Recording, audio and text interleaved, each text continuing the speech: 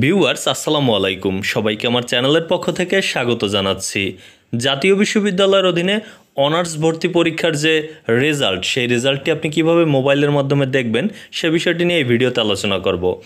আপনাকে প্রথম যে কাজটি করতে হবে, যে কোনো একটি ব্রাউজার ওপেন করতে হবে এবং সার্চ বারে গিয়ে টাইপ করতে হবে জাতীয় বিশ্ববিদ্যালয়ের ভর্তি সংক্রান্ত যে ওয়েবসাইটটি রয়েছে App1NU। আপনি দেখতে পাচ্ছেন, এইটুকু লিখলেই চলবে যে App1NU লিখে আপনি সার্চ যখন করবেন, শুরুতেই এরকম একটি অপশন দেখতে পারবেন যে এনইউ অ্যাডমিশন ন্যাশনাল ইউনিভার্সিটি, এইটার উপরে ক্লিক করবেন।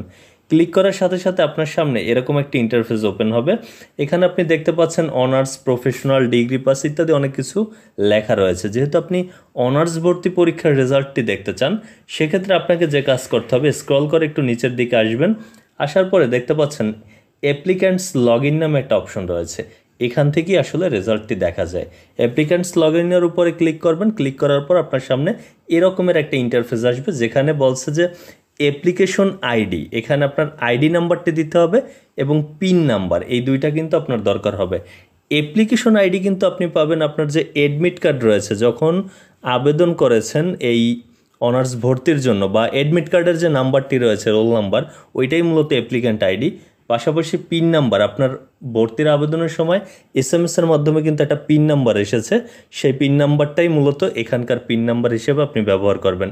তো ওই আইডি বা রোল নাম্বার এবং পিন নাম্বার, এই দুইটা দিয়ে লগ ইন অপশনের উপরে ক্লিক করার সাথে সাথে আপনার সামনে ইন্টারফেস আসবে যে আপনি কোন কলেজে কোন সাবজেক্টে সুযোগ পেয়েছেন সেটি দেখতে পারবেন। তবে এখন কিন্তু আপনি এটি দেখতে পারবেন না, যেহেতু ভর্তি পরীক্ষা কেবলমাত্র শেষ হয়েছে। রেজাল্ট যখন প্রকাশিত হবে, তারপরে কিন্তু এই পদ্ধতি অবলম্বন করে আপনি রেজাল্টটি দেখতে পারবেন।